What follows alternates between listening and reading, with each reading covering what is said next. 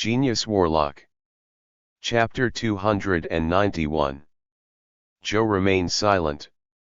No, to be more accurate, the entire coalition against Shamus, including Joe, fell into silence.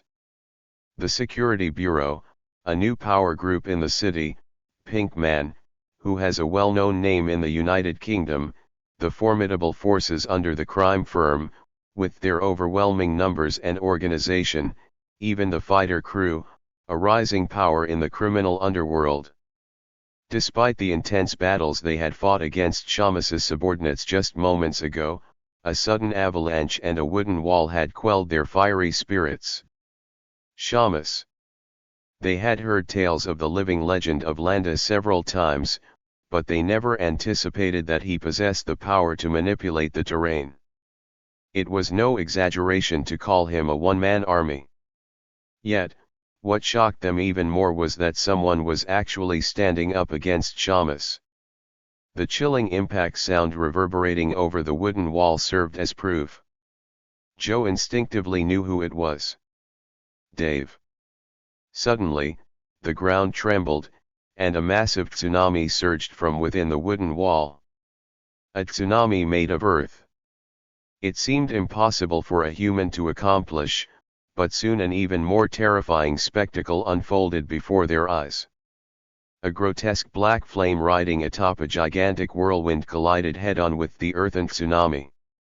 It was a scene so far removed from common sense that it appeared as if natural disasters were engaged in combat. Joe felt a pang of embarrassment, realizing that he had believed he could finally perfectly master the black suit and black armor, and do a proper job. Even the renowned experts in Landa were left awestruck, simply gazing at the spectacular scene unfolding before them. But that was not the end. The pillar of fire that shattered the earthen tsunami convulsed violently, akin to an enraged snake, before crashing down to the ground. Like a monstrous predator pouncing on its prey. However, an enormous figure emerged along with the earthquake, swiftly subduing the predator. A giant composed of brown and dark green hues. This giant, towering as tall as the skyscrapers in District J, stood upright with Shamus on its shoulder, clutching the black pillar of fire with its massive hands, twisting and strangling it. The sight left their blood running cold and shattered their fighting spirit. It was so overwhelming that the thought of engaging in battle didn't even cross their minds. Shoo ha ha ha ha ha ha ha ha. While everyone stood in awe, they witnessed copious amounts of natural power surging out from the giant's body. Even though Joe possessed only rudimentary knowledge as a warlock, he recognized it as extraction. Dave was siphoning power from the druid. The giant grew bewildered and swung its fist at the thief of its power, but it seemed futile. The extraction was severed, only to have another giant rise in its place. A giant infused with the green power of nature and the black energy of dark magic. This newly arisen giant stood astonishingly taller than the one Shamus was riding, and proudly seated on the shoulder of this giant was Dave. Oh, my God. Fast forward button, fast forward button, fast forward button, fast forward button, fast forward button, fast forward button. High places can be quite noisy. Oliver, who had created a giant akin to Shamus and perched upon its shoulder, remarked. The low hum of the wind continued to assault Oliver's ears. Shamus gazed upward, his eyes fixed on Oliver's face, but he did not respond. It wasn't as if he expected a reply, but something felt amiss. Shamus had fought valiantly and achieved remarkable growth amidst the battle, but there was no trace of happiness on his face. Instead, an indescribable mix of shock, unfairness, and despair emanated from him as he scrutinized himself. Oliver couldn't comprehend it. What could possibly be wrong with experiencing growth in battle and employing such incredible techniques? He himself had learned a thing or two from the encounter. Shamus broke the silence, his voice void of its usual cheerfulness and leisure. his emotional state remained unchanged, even after the initial shock, injustice, and despair. Now, questions and anxiety arose, gradually giving way to anger. It was as if he had witnessed something utterly unacceptable. "What in the world did you do?" Oliver tilted his head, unable to fathom the turmoil within Shamus. "What do you mean? How did you, a damn warlock, create a tree giant?" "Ah, so it's called a tree giant." Oliver nodded, as if he had just learned a new fact. He offered an answer, as a reward for Shamus's teachings. "I imitated you, Mr. Shamus. Although, due to limited resources, it wasn't an exact replica. It was true. While extracting the power of nature, Shamus interfered with the tree giant, so Oliver had to stop the extraction in the middle and follow Shamus's technique as best as he could. There was quite a lack of power of nature, but luckily this was not a big problem. There was an alternative energy. Emotions. Yes, the robe I was wearing. Though it's no longer with me." As he said, there was no more robe of emotions on Oliver's body. He had to replace the lacking energy with the emotions in the robe to create the tree giant that imitated Shamus. It wasn't that hard. Using Bless, Oliver manipulated and processed objects infused with emotions, sculpting a rough skeleton for the giant. The rest was supplemented with the power of nature. Thanks to this, I managed to create a rough resemblance. Despite his genuine response, Shamus remained silent, his emotional state even more complex than before. He seemed both bewildered and infuriated. I can't accept it. I can't." As Shamus voiced incomprehensible words, he maneuvered his giant. In response, the colossal figure clenched its massive fist and pulled its arm back, and Oliver also moved the tree giant in response. "Please." At that single word, Oliver's motionless tree giant also clenched its fist and drew back its arm. Moments later, the two skyscraper-sized giants swung their fists towards each other with a weighty motion befitting their size. Despite the relatively slow movement, their immense mass and strength created a tremendous gust that rippled in all directions. Eventually, their fists collided. Bang! A thunderous roar and vibration permeated the air, shaking not only eardrums but the very essence of one's being. Shamus's true tree giant wavered, with one arm shattered. Oliver's wooden giant, while not entirely unscathed, endured with only half of the swung arm destroyed and promptly regenerated. Kuoong. Witnessing its own damaged arm, Oliver's wooden giant let out a monstrous roar, devoid of any creature's nature, and lunged forward, biting off the arm of Shamus's wooden giant. A resounding crash ensued as flesh was torn from Shamus's giant, and Oliver's giant consumed it to repair its own injured limb. Shamus was astounded. He swiftly commanded his wooden giant to strike Oliver's with a fist, resulting in a deafening echo akin to a crumbling mountain. Indeed, it was a fitting description. It appeared as if two mountains were locked in combat. However, despite the tumultuous spectacle, Shamus's wooden giant struggled to inflict significant damage.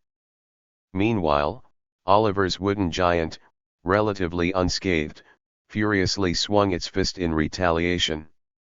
Once again, the resounding crash of a crumbling mountain reverberated as the two wooden giants entangled. Their clumsy struggle resembled that of children fighting, yet their immense size and power instilled a deep sense of dread. In this direct contest of strength, Oliver's towering wooden giant gradually gained the upper hand over Shamus's. The entwined giants leaned precariously to one side, and the exchange of blows increasingly favored Oliver. Shamus's wooden giant began to crumble, its structure slowly unraveling. Roaring triumphantly, Oliver's wooden giant exerted more force, opening its enormous mouth and swallowing Shamus's wooden giant along with the force of nature.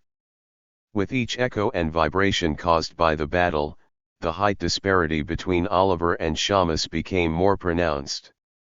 Die. Summoning his last reserves of strength, Shamus wrestled control of the wooden giant and threw a punch at Oliver. Rather than intending to bring down the wooden giant, his aim was to harm Oliver, the caster. Oliver's wooden giant turned its head, protecting its creator, and absorbed the blow on one side of its face, seemingly unfazed. Instead, it seized the outstretched arm of its opponent with its powerful jaws, pulling the fist back and delivering a crushing blow to the face of Shamus's wooden giant. Another roar echoed as the arm of Shamus's wooden giant was torn off, and its visage shattered. Unable to maintain its form, Shamus's wooden giant crumbled with a sound reminiscent of a mountain collapsing. Nevertheless, an unyielding Shamus seized a beanstalk-like appendage, resembling a whip, coiled around the wrist of Oliver's wooden giant. He pulled himself up and climbed onto its fist. He had not given up. "That's truly remarkable," Oliver spoke sincerely. Shamus charged towards Oliver, sprinting along the arm of the wooden giant. With each step, his body gradually underwent a transformation. His already long and sturdy legs grew even longer and more robust, resembling those of a deer rather than a human. Shamus's arms elongated to 1.5 times their original size, covered in long green fur along the back of his hands and arms.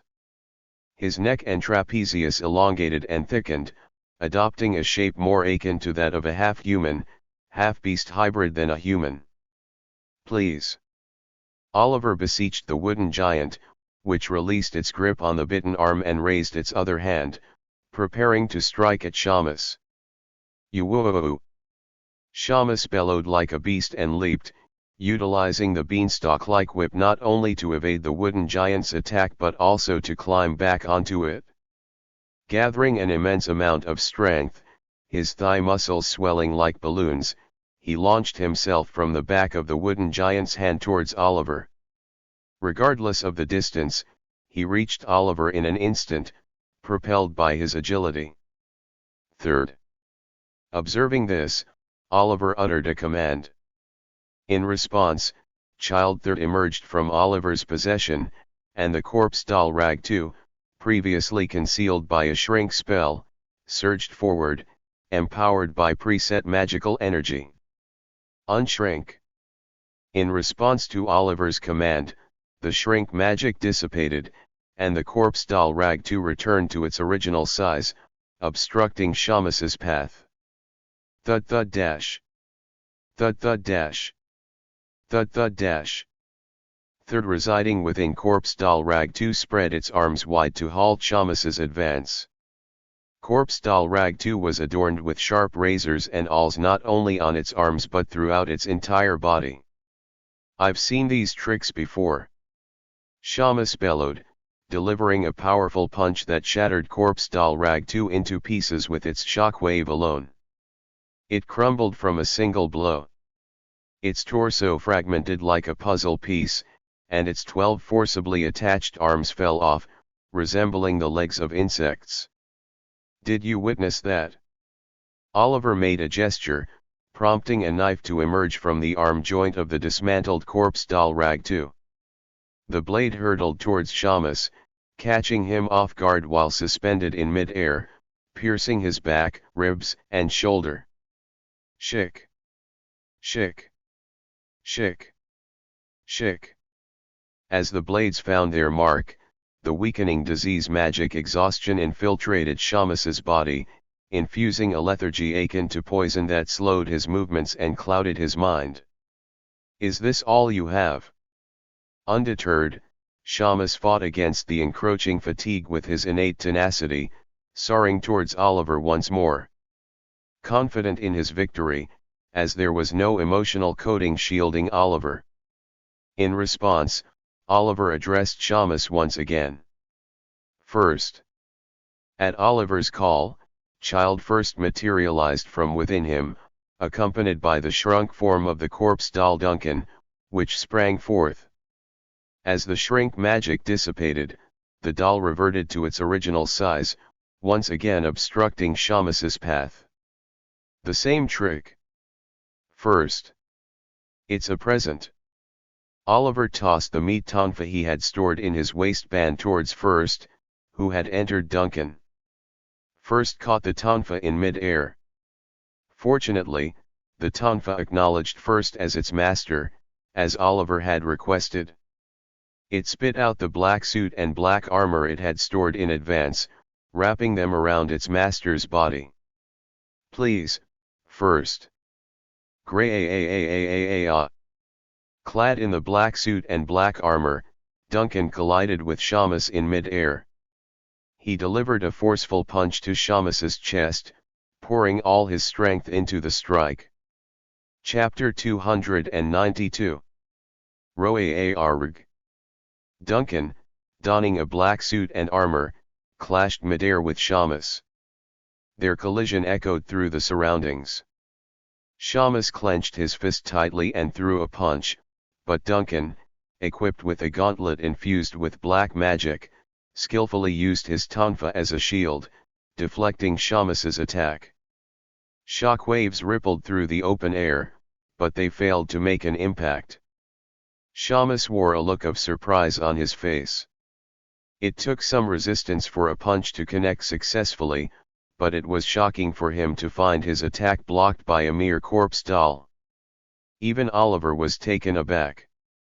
While he knew corpse doll Duncan was skilled, he couldn't compare to Shamus in terms of raw power. Yet, Duncan seemed to be holding his own. Thanks to the black suit and armor that Oliver put on Duncan, and the tonfa made by Ewan, the performance was better than expected. Roarg. Duncan kicked Shamus once again, causing him to lose his balance and plummet. Meanwhile, Duncan used the force of gravity to propel himself towards Shamus. The tables had turned completely. Shamus attempted to swing a beanstalk like a whip, hoping to latch onto the body of the tree giant, but Duncan swiftly closed the distance and effortlessly snapped the beanstalk with his tonfa. You damn!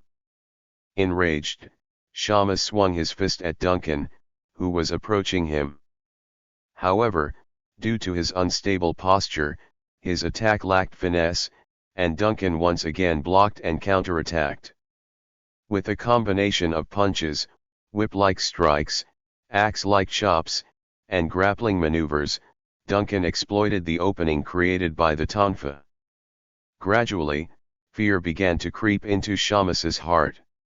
In the midst of this, Duncan extended his other tonfa straight and thrust his fist into Shamus's chest with all his might. As the punch landed, both Shamus and Duncan tumbled down into the forest below. Bang! Fast forward button, fast forward button, fast forward button, fast forward button, fast forward button, fast forward button, kurang. Kuchurururururur. Thud. Quang. Qualalalalan. Shamus's tree giant couldn't withstand the impact and slowly collapsed. The branches, roots, soil, and grass that composed its massive form lost their strength and cascaded down, creating a massive cloud of dust that enveloped the entire forest. If it's okay, could you drop me down there?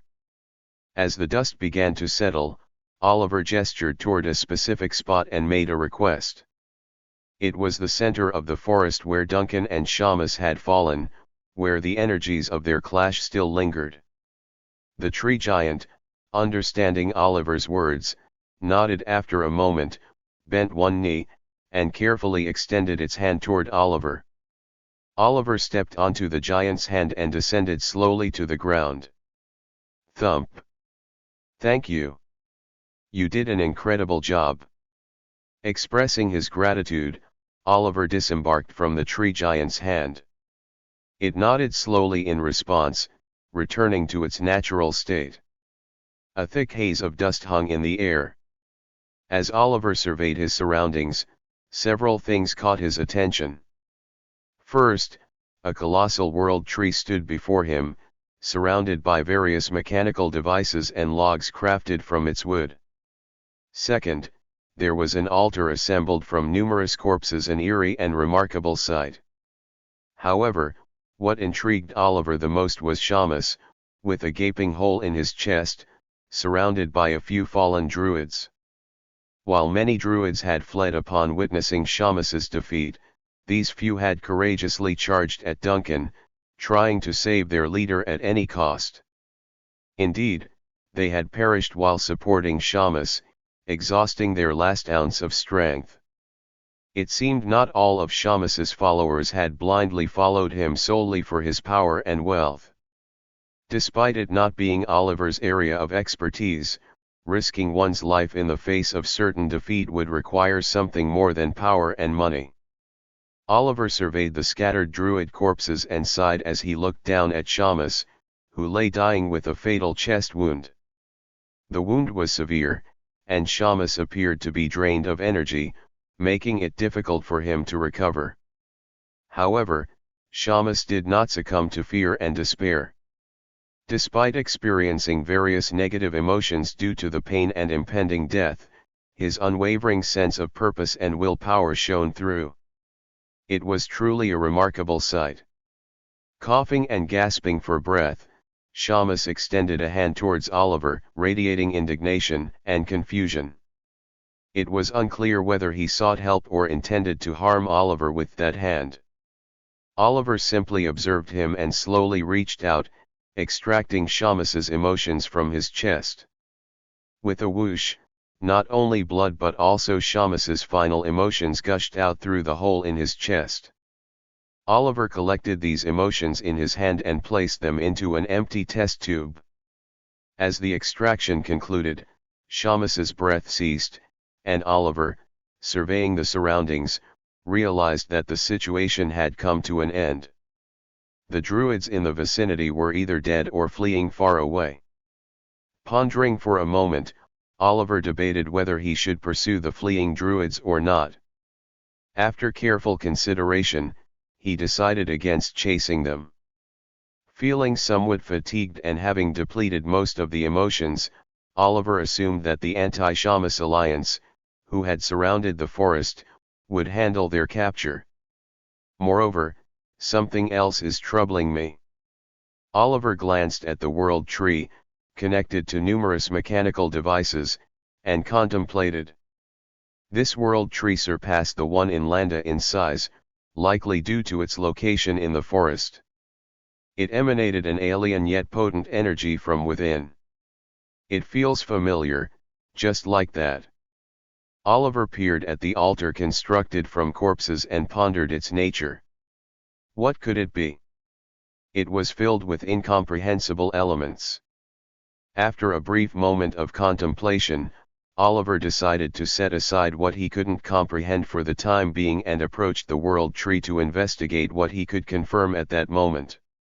Surprisingly, as Oliver drew closer, the entity within the world tree quivered with greater intensity. It exuded confusion, anger, and even joy. From his pocket, Oliver retrieved a test tube containing emotions and mana extracted from Shamus and cradled it in both hands. He then slowly brought it towards the world tree. Fast forward button, fast forward button, fast forward button, fast forward button, fast forward button, fast forward button. Not long after the battle between Shamus and Oliver concluded, the wooden pillars encircling the forest center began to collapse one by one. Through the gaps, a large number of armed forces surged in. Various factions, including the City Security Bureau, Pinkman hired by the Sisterhood, direct forces of the crime firm's director, and the fighter crew, meticulously inspected every part of the devastated forest and the remnants of the battle. Eventually, they discovered Oliver seated in the heart of the forest. "Have you arrived?" Oliver, who had been resting, stood up from his position and greeted them nonchalantly, as if nothing had transpired moments ago. However, unlike Oliver, the renowned power groups from Landa couldn't respond hastily. They remained on edge, for they had witnessed the events beyond the wooden walls. Shamus had unleashed devastating sorcery, summoning natural disasters and giants, while Oliver had confronted him with even more terrifying black magic, shattering his onslaught. The observers couldn't help but be wary, well aware of the horrors that violence can unleash, as they had built their lives around it. In the midst of their apprehension, the sole individual who made a living not through violence but with the pen stepped forward to address the situation. "Yes, we have arrived." The person who emerged from among the numerous armed forces was none other than Paul Carver, the city official. Having witnessed Oliver's heroic deeds, Paul was in a state of shock, admiration, and a hint of fear. Nonetheless, he prioritized his responsibility of dealing with the matter, attempting to feign composure as he faced Oliver. Landa truly seemed to be filled with remarkable individuals. Carver inquired, "Dave, are you all right?" Oliver responded, "What do you mean? Didn't you fight against Shamus? I witnessed it from beyond the walls. Are you okay?" Oliver looked towards the wooden walls that Shamus had constructed and quickly understood what Carver was referring to. "Ah, yes, I'm fine." Many people were once again taken aback by Oliver's calm response. It was natural for them to be surprised since he emerged unscathed from a battle resembling a natural disaster and maintained his usual demeanor. "Did you defeat Shamus?" "Yes." "Then, where is he?"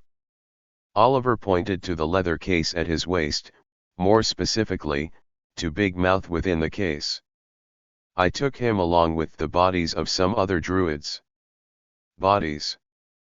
"Yes, they're dead. Is there a problem?" "Well, it's not necessarily a problem that Shamus is dead. However, we need to recover the ABC investment funds he ran away with, so it would be better if he were alive, or at least another druid." "Ah. I apologize. It's a complicated situation to explain, but somehow the other druids either escaped or were killed by the corpse doll. But it's all right." At that moment, wizards emerged from among the armed forces. They were the wizards from the Moirai school, including Albert. "We have confirmed that a significant amount of druid information is stored here. If we connect to the world tree now, we can determine the whereabouts of the funds Shamus stole. Excuse me." Oliver raised his hand carefully, interrupting the middle-aged magician from the Moirai school mid-sentence. The middle-aged wizard felt a twinge of displeasure at the interruption but restrained his emotions upon witnessing Oliver's earlier actions. He responded politely, "Yes. I apologize for the interruption. However, I believe I must speak up now. What would you like to say?" "They have moved all the locations of the ABC investment funds over there." Oliver pointed towards a large log situated next to the world tree, surrounded by various machinery. It was a log crafted from the world tree itself. Everyone turned their attention towards the direction Oliver was indicating and then glanced back at him with puzzled expressions, silently questioning how this could be possible. "Do you mean, within the log?" Carver inquired when the others were unsure how to react. Oliver replied calmly, "Yes, it appears to be a log made from the world tree, but it contains the hidden locations of the ABC investment funds totaling 3.130255 trillion. Most of it is deposited in anonymous bank accounts, stored within the safes of banks or storage companies. There will also be traces of money scammed by other enjoyment druids like Craig, and so on." Oliver nonchalantly revealed astonishing information. The only response from the audience was silence as they absorbed what they had just heard. "Excuse me, are you a net navigator, Dave?" Albert from the Moirai school broke the heavy silence and asked. Oliver shook his head. No, I can simply connect to the world tree. I'm not some grand figure like a net navigator. If you can connect to the world tree, you are a net navigator. Especially if you can decipher that information, you are an exceptionally skilled net navigator. No, I didn't discover it on my own. I asked for it. Asked? Asked whom? Just as Oliver was about to respond, Carver intervened with a serious expression. He was bewildered by the sudden influx of immense information but attempted to focus on what mattered most. First of all, let's begin with the most crucial task. Wizards, please connect to the world tree log and verify if what Dave said is true.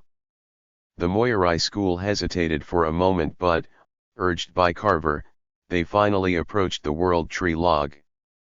Carver turned to Oliver, his expression filled with bewilderment, questions, and a hint of fear, as if he were facing an enigmatic entity. I apologize, but could you wait until your statement is confirmed, Dave? Oliver nodded in agreement. Yes, I will wait. Chapter 293. Albert, accompanied by numerous wizards from the Moirai school, encircled the world tree log, infusing their mana to examine the stored information. The surrounding armed forces observed the scene with bated breath, engulfed in tense silence. The matter at hand carried a weight of 3 trillion units of currency, to be precise, 3,132,550,000,000. Its significance extended beyond mere financial implications, encompassing political and social ramifications. The city, entangled in its own mismanagement, faced the looming threat of losing its free city status to the parliament. The crime firm and the sisterhood were also unsure if their association with Shamus could inadvertently lead to a catastrophe. While Pinkman had no direct involvement, the magnitude of the situation left them on edge. Some may have ulterior motives, Oliver speculated as he observed a few Pinkman executives who seemed to harbor selfish intentions. As he contemplated whether to disclose the information to his employer, Carver, the wizards from the Moirai school abruptly ceased their connection to the log. They appeared visibly fatigued, likely due to the immense volume of stored information they had processed. How did it go? City official Carver approached them and inquired. As Oliver had suggested, Carver sought to determine if there were any traces of the embezzled funds by Shamus and any indications of illicit funds from other enjoyment druids within the log. Albert wiped a bead of sweat from his forehead, glanced at Oliver, and slowly nodded. Yes. As Dave informed us, we found the locations of anonymous bank accounts and the safes where these accounts are stored, along with the corresponding passwords, everything neatly organized. Albert's response carried a mix of bewilderment, admiration, and an underlying fear, as if he was facing an unknown entity. All these emotions were directed at Oliver. Oh, dear God! Thank you for saving Landa. Carver's words, whether a genuine expression of relief or remnants of his dwindling faith, carried a touch of reverence. And what about the traces of fraud committed by other enjoyment druids? Do we have any leads on that? To everyone's surprise, Carver, despite experiencing a whirlwind of emotions ranging from anxiety and fear to relief and elation, once again displayed enthusiasm as he sought to grasp the new card that had been dealt. Just as before, Albert turned to Oliver and slowly nodded. Yes. We discovered roughly organized records of fraudulent activities conducted overseas by a druid named Craig and other enjoyment druids. Upon hearing this confirmation, Carver cast aside his fatigue and began to ponder intensely. His emotions flickered rapidly, entangled with joy over the unexpected breakthrough and self-serving thoughts on how to harness this newfound information. After a brief moment, a hint of suspicion and doubt crept into Carver's mind. He locked eyes with Oliver, who returned the gaze calmly, and Carver inquired, Is there a problem? No, it appears there isn't. Thank you very much, Dave. Landa owes you a great debt. Your actions have been truly remarkable, and I am grateful. Carver expressed his gratitude and fear, alongside a myriad of conflicting emotions, with courtesy toward Oliver, despite his lingering confusion. It was the right decision. While Carver harbored numerous questions about Oliver, the most important factor was that they had achieved success in their mission, largely thanks to him. I simply did my job. Carver shook his head sincerely. No. You truly are remarkable and deserve our thanks. It's not just about completing the mission single-handedly, but also knowing the location of such a vast amount of money. It couldn't have been easy, and Landa owes you twice over. It's not my money. Anyway, thank you for your kind words.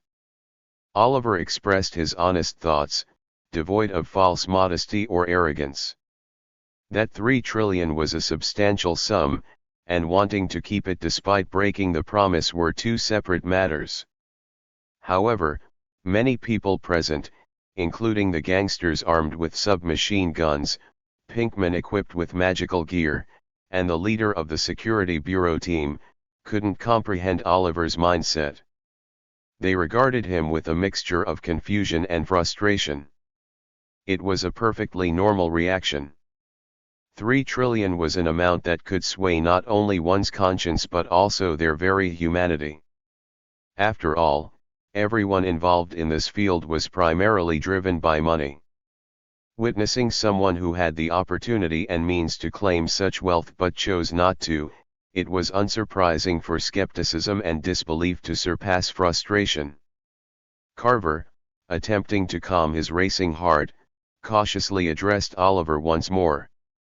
If it's all right with you, could you help us examine the information from the World Tree log? Excuse me, Mr. Carver. One of the middle-aged wizards from the Moirai school interrupted, his composed exterior masking a turmoil of questions and anxiety. His unease was particularly palpable. Yes, Gary. The middle-aged wizard's name appeared to be Gary. May we also have a discussion? We have our own matters to attend to. Carver let out a delayed realization, and nodded in agreement. The Moirai school was not merely a hired group but rather temporary partners who had come together to fulfill their respective needs. Stomp. Stomp. Stomp. Middle-aged wizard Gary approached Oliver. From his demeanor, he seemed to hold the highest rank among those present. Hello, Mr. Dave.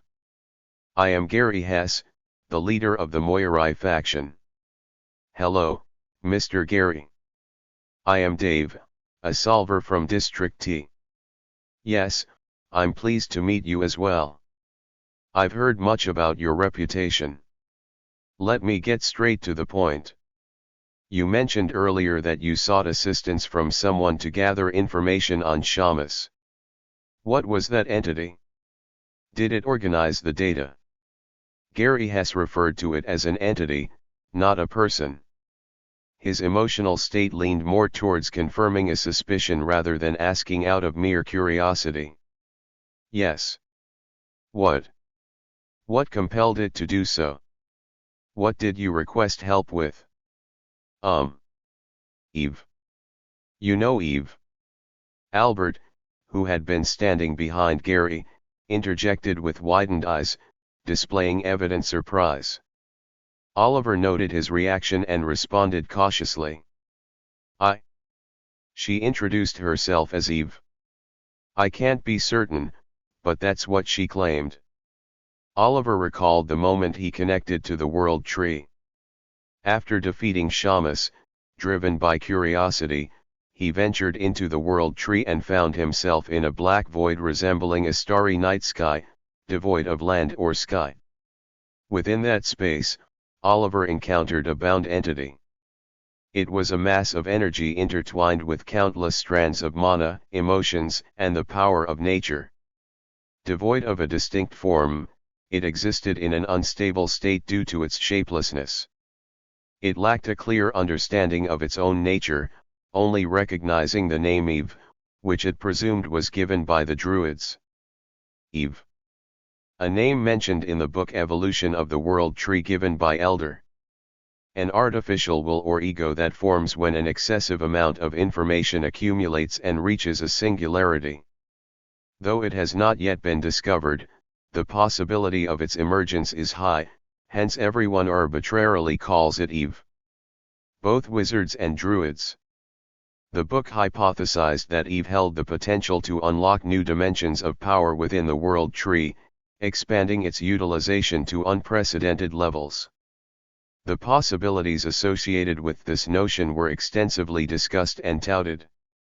Driven by this belief, the Druids took it upon themselves to tightly confine Eve, employing machinery that clashed with their core principles and inherent pride. However, it soon became apparent that this decision was a grave mistake. The restraints imposed on Eve only served to fuel its ferocity, rendering it resistant to any form of control or reason. "So, what did you do?" asked Gary from the Moirai school, his composure completely shattered. "I set her free," came the response. Silence fell upon the room, engulfing everyone, including Gary. Mouths remained shut tightly, eyes widening to an almost bulging extent. Although their non-human expressions made it challenging to discern their emotions, the atmosphere was undeniably tense, conveying a profound range of shock, doubt, anger, and more. Gary pressed further, unable to feign calmness. "What do you mean by that?"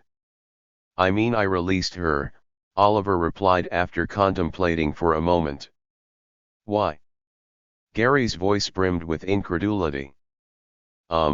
She seemed incredibly distressed," Oliver explained, his words laced with a hint of justification.